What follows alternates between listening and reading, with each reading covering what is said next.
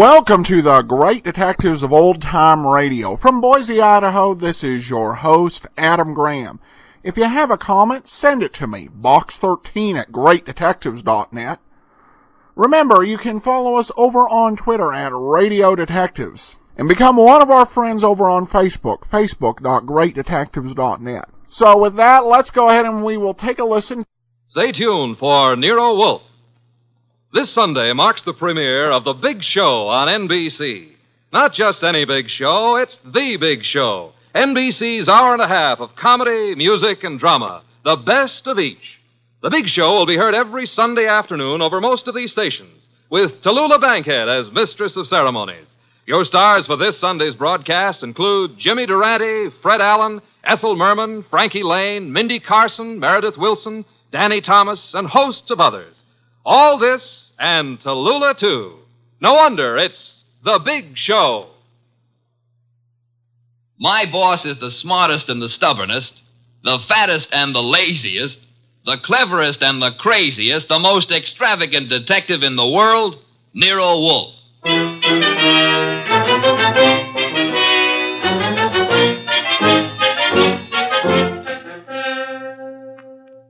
It's the adventure of The Case of the Dear Dead Lady, with that brilliant, eccentric private detective, orchid fancier, and gargantuan gourmet, Nero Wolfe, starring Sidney Greenstreet.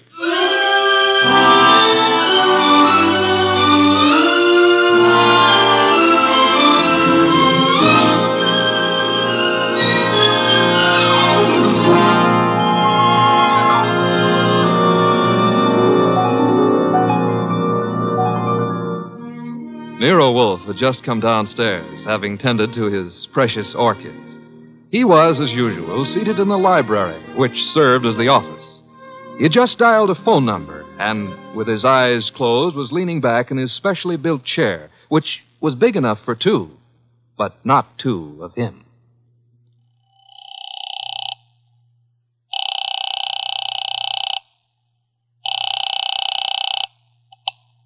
Halsbrecher's Market, domestic and imported delicacies. Mr. Halsbrecher, this is Nero Wolfe. Oh, yeah, Mr. Wolfe. I was just about to ring you. Well, I have need of 2 pounds of duck liver.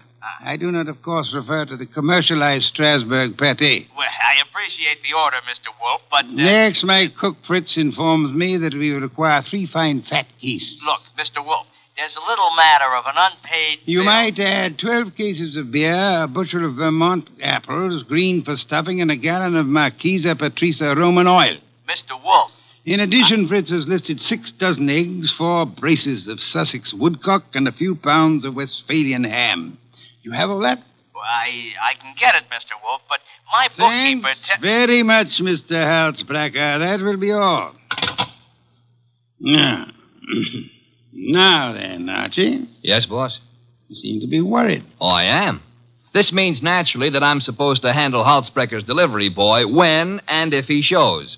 I had thought of leaving that simple matter to you. And what about the simple matter of the money? Money? I hate to bring up a vulgar subject, but where is it coming from? Oh, of course. You're right, Archie. I should have said... Said what? Charge it. Boss, look, you don't realize I know, but we're into that truffle broker for $500 bucks and change. All right. Then give him a check. Okay, I will give him a check. And I hope they'll let you keep the orchids in your cell. You're a wit, Archie. Mm-hmm. You know, I'm on the bank's mailing list. We got a notice this morning.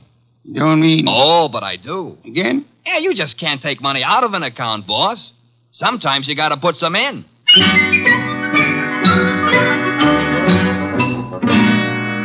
This is the only way to deal with the man I work for, and if I hadn't thrown him that scare, he wouldn't have been willing to listen when the door buzzer rang, and a prosperous-looking young guy in the kind of clothes that don't grow on trees came in and stood in front of the boss's chair, fiddling with the brim of his pork pie. My name is Oliphant, Mr. Wolfe. Oliphant? Yes, sir, Oliphant.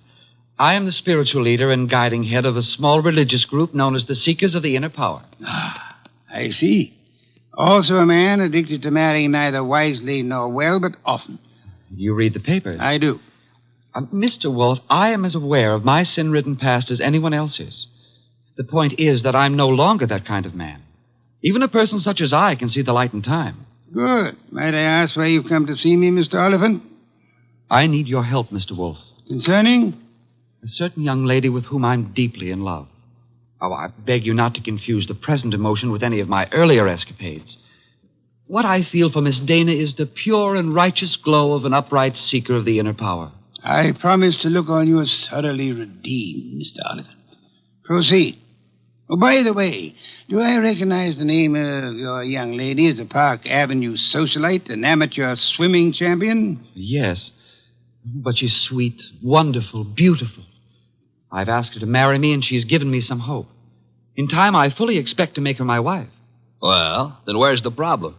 The problem is the presence of another man in her life. I'm sorry, sir. I'm a detective, not a matchmaker. This isn't a question of making a match, Mr. Wolfe. I have much too much respect for your talents to think of offering you such an assignment. Exactly. What do you want me to do? I want you to save Ilse Dana's life. A life? Mr. Wolfe, this other man I spoke of is insanely jealous. Not only of Ilse's present, but of her past as well. He has threatened to kill her. I don't doubt your earnestness in this matter, Mr. Oliphant, but how would you know? I was listening on an extension in Miss Dana's apartment a few days ago when Hunter called. Hunter? Yes, sir, Jack Hunter. Known as Jack the Babe Hunter. Wait a minute. I know that canvasback. Huh? Sure, he's a coffee and cake prelim waltzer. Oh, he's not. He's a boxer. Archie is being fancy. Overlook it, Mr. Oliphant. Is Hunter in love with this lady of yours? I doubt it. He's a man of complete moral and spiritual corruption, I believe. Naturally you would. But what are the facts? In my opinion, he's after her for her money. She has money? To burn. And you, Mr. Oliphant? Me? Can you also afford to burn? How much do you want? The answer to that would be astronomical. However, if you leave a check for, say, $7,000, I shall look into your matter the very moment I have completed a little research into the nutrition of the Polynesian orchid.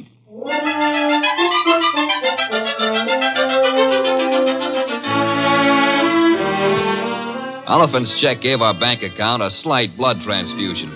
I think it was the boss's plan to spend a week or two in the plant rooms before he got busy on the case.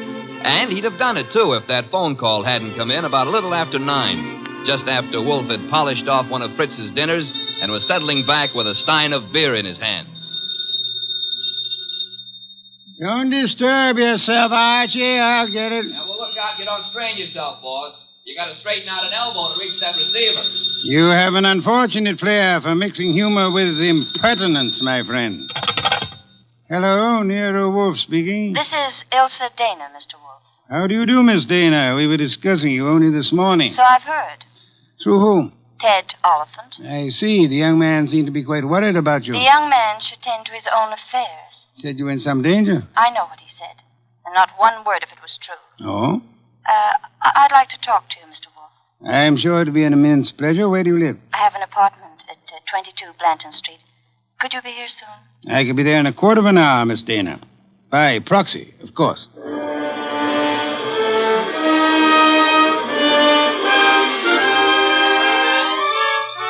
The proxy, naturally, was yours truly. 10 minutes later, at 20 past 9, I walked up to Ilse Dana's door with a nosy elevator boy giving me the 00. The reason for his interest was that her door was open and the room inside was empty except for a little twisted pile of pale pink satin, which at close range turned out to be a woman. Which woman turned out to be Ilse Dana. And Ilse Dana was dead. She used to be pretty. She isn't now. Yeah, strangulation doesn't help any girl's looks, son. Make anything of it? Well, the position of her body and the bloodstains on her pointed fingernails tells me that she put up a tough struggle before somebody succeeded in smothering with a pillow from the sofa over there. Yeah, that figures. When did it happen, I wonder? Yeah, the last 15 minutes, I'd guess. Say, who's been up in the elevator this evening? Nobody for her. Well, somebody came up. Well, who says not? They could have used the stairs, you know. Yeah. How well do you know Miss Dana? I know exactly zero about Miss Dana. How could you ride her up and down every day and know nothing about her? It's a rule of the house to keep your mouth shut. The rule also goes when being questioned by a cop. A cop? Who's a cop? Oh, I guess you're a cello player from the Philharmonic. Look, I happen to work for a guy named Nero Wolfe. Oh. Heard of him? Maybe. Well, if your memory comes alive, son, I might see my way clear to spend a few dollars with you. Understand? I'll keep you in mind. Going down, mister?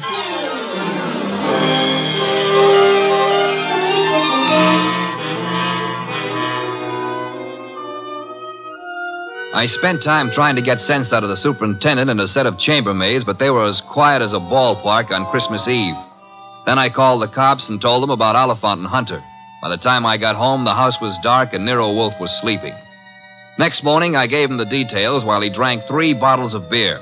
When I finished, he sat for a long time and then started another bottle. The prize fighter. What about the prize fighter, Archie? Hunter? Well, I phoned the hotel he lives in before you got up. And? They told me he wasn't in. You know, I begin to think that Mr. Oliphant brought us a more absorbing case than he suspected. You know, I'm glad you like it. I don't like it. I don't like work of any variety. But this thing has its points. Well, what do we do next? Next, we investigate my client. What? Merely because a reformed playboy employs a detective doesn't exempt him from suspicion, Archie. Oh, now who's that? I'm afraid we have no choice but to open the door and see. My name is Young. Barstow Young. It's nice meeting you, Mr. Young. What do you want? I want to see Nero Wolfe. About? About a certain young lady with whom I am deeply in love. What? Will you repeat that? I want to see Mr. Wolfe about a certain young lady with whom I am deeply in love. Her name, please? Ilsa Dana. Is it possible that you entertain plans of making her your wife? Why, yes, but there's a problem involved. Another man? Yes. Well, do come in. Do come in. I think we've been waiting for you. Oh, Mr. Wolfe. Here's another one. Ah, Mr. Wolfe. You've come to me about Miss Ilsa Dana, sir? I have come to you, more specifically, about a man who has threatened her life. How unusual. He's the treacherous kind. Mild-mannered, you know. As we say in my profession, he underplays it. Your profession, then, is the stage. It is, sir. Go on, you interest me deeply. I was present recently when he told her that he would certainly kill her unless she mended her sinful ways. Sinful? No one denies that Ilsa has had, shall we say, a checkered career. But the man's attitude is totally fanatical. What's his particular brand of fanaticism, Mr. Young? Theodore Oliphant is a religious maniac. Well, what do you know? He's come to give Theodore a bad report card. I don't understand. I've come to ask Mr. Wolfe to prevent his murdering Miss Dana. Am I allowed a direct question, sir? Why, of course. Where were you between 9 and 9:20 p.m. last night? 9 and 9:20. Why do you ask? You said I was permitted a direct question. Oh, well, I was walking in the park, as I remember. Do you make a habit of walking in the park? I have lately.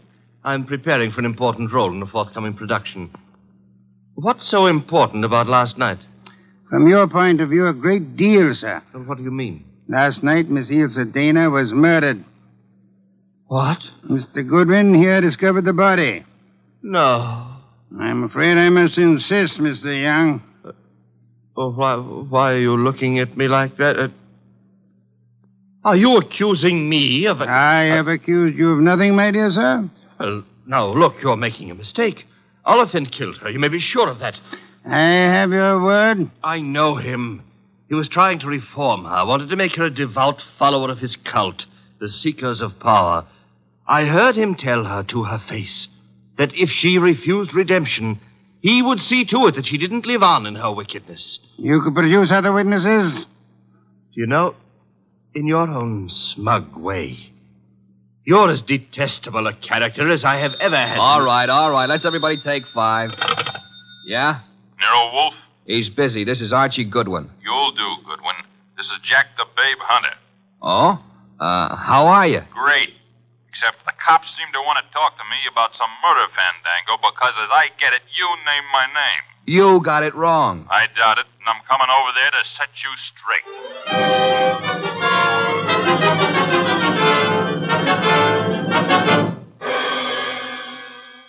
Why'd you ring me in on this mess, Wolfe? You knew the girl pretty well. Me and how many more? Besides, what time was she murdered? Last night between 9 and 9:20. I see. So if you would inform the police where you were at the time, that should be that. Yeah. By the way, Mr. Hunter, where were you at the time? I don't see your badge, Wolf. I was only wondering. I haven't been near the Dana woman for over a month. But if you're really interested, I'll give you the name of the killer. Please do not keep us in suspense, Mr. Hunter. A couple of years back, Ilsa financed a guy in a big and lousy Shakespearean play that closed like a clam and nothing flat. Go on. It was money down the drain. The guy's got nerve. And he was in love with her, and he figured she'd do anything for him. So he comes back to her to finance him again. This time in Hamlet, no less. I see. I don't have to tell you what a flop that would be. You needn't tell me the actor's name either. You know? Mr. Barstow Young just left here. Yeah? Well, he's your man, Wolf.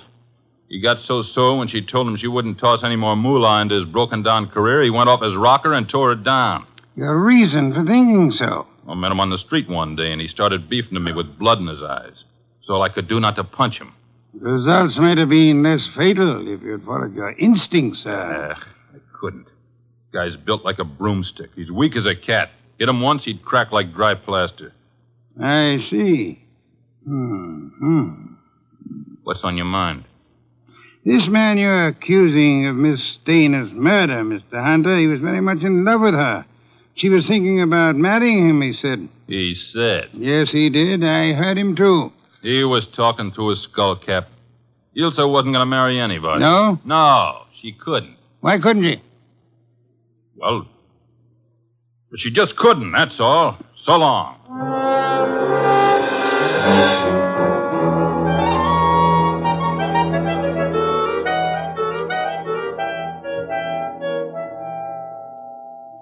Well, now we got a perfect circle with everybody pointing at everybody else and nobody able to prove a thing. What Hunter says isn't impossible, Archie. You think Young did it? I don't think at all yet. But if there's anything more dangerous than a woman scorned, it's an actor scorned. We have another visitor. Yeah, who are you expecting? At this point, anybody. Hi. Oh, you. Yeah, I told you might hear from me. Come on in. Who's this? Fella runs the elevator at 22 Blanton Street. What do you got for me, kid? Postcard? Postcard? Yeah, the cops missed it, but I spotted the edge stuck under a rug. Nice of you to have delivered it. Or maybe he was just being curious. Curious? It's not every elevator boy who has a chance to see Nero Wolfe in the flesh. Oh, him? Come off it, High Pockets. I'm here because you mentioned something about spending a few bucks. Oh. I wouldn't cross the street to see the best gumshoe that ever breathed. Look, gumshoes don't breathe, and how would you like a sock? Archie, pay him and let him go. Yeah, pay me and let me go. Sure, Mr. Wolfe. Here you are. Thanks. Don't mention it. Anytime, pal. Anytime. How do you like that fresh little punk? Archie, the lad has done us nobly. Yeah? Typewritten card addressed to Miss Ilsa Dana. Well, what's it say? Rather peculiar message. Have you prayed tonight? It's signed with a single letter O. Have you prayed tonight? Yes. Signed O? Exactly. Weird, isn't it? Well, what's weird about it? What could be plainer? Have you prayed tonight? Now, I ask you, who is the man in this deal who's interested in praying? All of us, I hope, are God-fearing. All right. But I ask you again, what does O stand for? It could stand for O'Brien, Obituary, Omaha. What about Oliphant? Oliphant, too. What's with this indifference? The case is cracking and you slough it off. You remember what Young said? Oliphant threatened to kill her because she wouldn't join that cockeyed movement of his. Don't exhaust yourself, Archie. We have a hard night ahead. Yes, but I don't understand. But I don't mean to stifle your imagination, my friend. But if you'd reserve your deductions for a little while, you could lend me some much-needed assistance. What do you want? I want you to become a burglar. A burglar? I want you to hurry over to the dead woman's apartment on Blanton Street and ransack it. For what? How do I know? We need help. Anything may help us. Go through the place with a fine-tooth comb.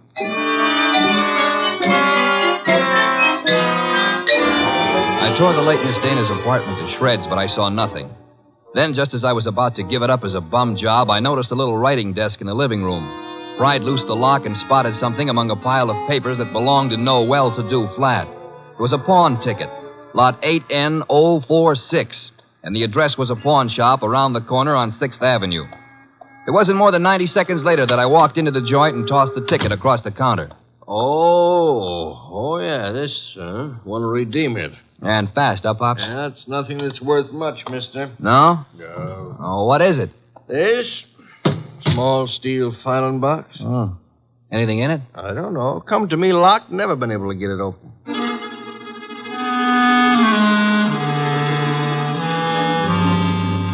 We got it open, Wolf and I. Smashed the front end with a poker. There were some odds and ends inside, old earrings, some thumbtacks, a cigarette lighter, just trash. Then the boss stuck his fingers in and pulled out a plum. This is it. What do you mean, this is it? You fail to recognize this classic document? Huh? A marriage license, Archie. A marriage license. Yeah, well, whose marriage license? The wording is self-explanatory. Listen. This is to certify, etc., etc., thus licensing on this 3rd day of May, 1946, the marriage of Miss Ilse Dana to Mr. Johann Jaeger. Johann Jaeger? Exactly. Well, who in the world is Johann Jaeger? We'll soon see. I don't get it. I can understand. It's a befuddling little puzzle. It'll be very easy for one to make a fatal mistake here. But, of course, you won't. I won't. 3 hours later, I'd herded all the suspects into the office, and he sat in his chair and glared at them. Oliphant, Young, and Hunter. It was tense and tight, and the boss let it stay that way, saying not a word to anybody while he calmly sipped his beer. It was Oliphant who cracked first. I didn't kill Ilse. I couldn't have. Jealousy is a very compelling motive, Mr. Oliphant. And you came to me, remember, complaining that there was another man in Ilse Dana's life? Whatever I complained about, and jealous as I was, I didn't kill her as the sacred power is my holy judge. Being unacquainted with your sacred power, I'll have to ask you for a better authority. Sacred power. Oh, it simply wouldn't have been possible for me to have done it. Why not? Yeah, why not? Because I was at Mickey's Night Owl Club last night from 7 until 4 a.m. Contemplating the sacred power, no doubt. That can be proved, Mr. Oliphant? Let me call now. Let the head waiter tell you. Will you take your embarrassment as an indication that you're telling the truth? Hey, wait a minute. You can't let him off like that. Don't be bothersome, Archie. Yeah, but we got that card he wrote, the one about have you prayed tonight, signed with his initial. He didn't write that card, Archie. Now, look. And the O is not his initial, is it, Mr. Barstow Young? I'm afraid I don't understand. On the contrary, I am afraid you do. But for the record, I'll explain. Oh, Archie. Yes, boss? Hand Mr. Young that large red volume off the shelf behind Mr. Hunter's head. This one? That one, thank you. Now then, Mr. Young, you will favor me by opening the volume to page 1133. But why? Open it, sir. Good. You will now count 6 lines down from the top and read what you see. Have you prayed tonight? Thank you, Mr. Young. What the devil is going on? Mr. Young has just given us a reading from a tragedy. The line, have you prayed tonight, is spoken by the hero to the heroine just before he murders her. The name of the heroine is Desdemona. And the hero, as I'm sure you all know, is Othello. Othello? Yeah, the O was not Oliphant, Archie. Othello, I think, was a Shakespearean play which Miss Dana financed for our Mr. Young. And knowing she would recognize the quotation as well as the threat behind it, he sent it to her to warn her that he meant to murder her. You won't have the unmitigated gall to deny that, will you, Mr. Young? No, I don't deny it. Do I call the police? But I didn't kill her. The fact that I sent the card doesn't mean I killed her. Well, it'll do for my money. But not for mine, Archie. What? Mr. Young couldn't have killed Miss Dana. Why not? Because he lacks the strength to strangle such a healthy young woman, a champion athlete. Wide awake and full of fight. He's rather a frail person, as we know, and smothering Miss Dana with that pillow was no easy task. She struggled. Therefore, she clawed the wrists of the murderer. I'm sure that if you examine Mr. Young's wrists, you will find no scratches or scars. Here, let me see that. Go ahead. Well, Archie? Yeah, you're right. Nothing. I was sure there wouldn't be. The person who actually killed Miss Dana was a powerful physical specimen. Yeah? Yes, Mr. Hunter. In all probability, a professional athlete. A muscular man in good condition. You pointing at me? Seems quite likely, doesn't it? You're out of your head. Am I? Yeah. Ilse Dana war Ehefrau. Nicht wahr? Jawohl. I mean... You said yeah, Mr. Hunter. And you meant yeah, yes. I asked you in German if Elsa Dana was your wife, and you, in the heat of emotion, answered me yes in your mother tongue. Look, what's going on here? Allow me to present Mr. Johann Jaeger, Archie. Him? I've known it since we first saw that marriage license. You see, Jack Hunter is the English translation of our friend's real name back in Germany, where he comes from, Mr. Johann Jaeger. Oh, what do you know? So you proved nothing. Yeah, I was married to Ilsa. That's why I said she couldn't marry anybody else. But I didn't kill her. She was my wife. I loved her. Oliphant told us you were insanely jealous of her. What if he did? You know better. Do we? Sure you do. Ilsa told you herself over the phone that every word Oliphant said was a lie. Interesting. What is? How you could possibly know what Elsa Dana told me over the phone. I haven't mentioned it to you or anybody else. Oh, well, you see... I see most clearly, Mr. Jaeger, that you must have been in the apartment with her listening on the extension phone, or you couldn't possibly have that information. And it was only a few minutes after that telephone call that Elsa Dana was smothered to death. Did I see it's about time I said good night? Wait a minute, Jaeger. Wait a minute. Good work, Archie. I advise you to sit still, Mr. Johann Jaeger Hunter. I was right. I told you he threatened to kill her. But why? I've only guessed at the story, reconstructed it, so to say. But I think you and Mr. Young ought to be congratulated. On what, sir? On not having won your fair lady. You've always thought of her as a sweet, demure society girl. But actually, she was a vicious person, as bad as the man who killed her, if not worse. She tortured him cruelly for 4 long years. How can you say that about her? How can you doubt it, Mr. Oliphant? There must have been a great many men in her life. We know at least 2 definitely, you and Mr. Young. But she was in love with me. She was in love with me. I'm sorry to shatter your illusions, but she was not in love with either of you. She was using you for her purpose. What was her purpose? Tormenting the man she married. That was her preoccupation day and night. She delighted in tyrannizing over him, as one might in breaking a bull or taming a wild mustang. Do I come near the truth, Hunter? Yes. Until I couldn't stand it any longer. May I ask then why you married her? Why? Because I couldn't help myself. I crawled for her. I married her on the terms that nobody should ever know I was her husband. She was too good for me, she told me that to my face over and over. That we belonged to different worlds. But I was crazy about her, so I took it. What I've taken you wouldn't believe. Oh, I'm sure I would, Mr. Hunt. I'm a very understanding man. The question is, will a jury believe you? That we must begin to learn immediately. Archie. Yes, sir? Phone for Inspector Kramer.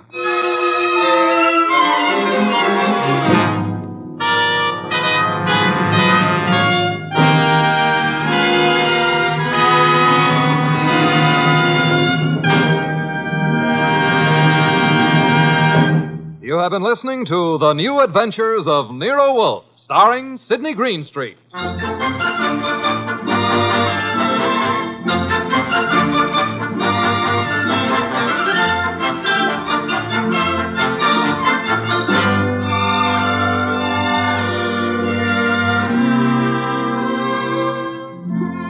Tonight's transcribed story by Peter Berry was based on the famous characters created by Rex Stout.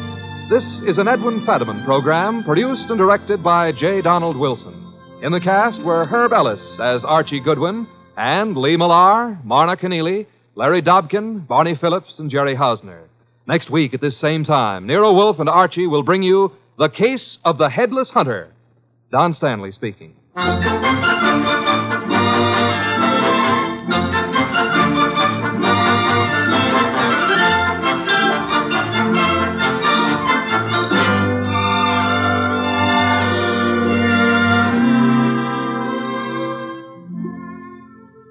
And don't forget, this Sunday marks the premiere of The Big Show on NBC. Not just any big show, it's The Big Show. NBC's hour and a half of comedy, music, drama, and the best of each.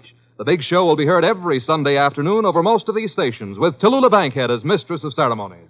Your stars for this Sunday's broadcast include Jimmy Durante, Fred Allen, Ethel Merman, Frankie Lane, Mindy Carson, Meredith Wilson, Danny Thomas, and hosts of others. No wonder it's The Big Show. And Theater Guild on the Air this Sunday presents Judy Garland in Miss Alice Adams. So don't forget, Tallulah Bankhead brings you the big show Sunday on NBC. Welcome back. Before we go, I do want to say a special thanks to John for giving a nice tip to the show, and we went ahead and we sent access to our premium site as a special thank you, which we do to everyone who gives a tip of $7 or more. Well, that'll do it for today. We'll be back tomorrow with Let George Do It. Send your comments to box13@greatdetectives.net. Become one of our friends on Facebook, facebook.greatdetectives.net. And you can always leave us a voicemail, 208-991-4783. From Boise, Idaho, though, this is your host, Adam Graham, signing off.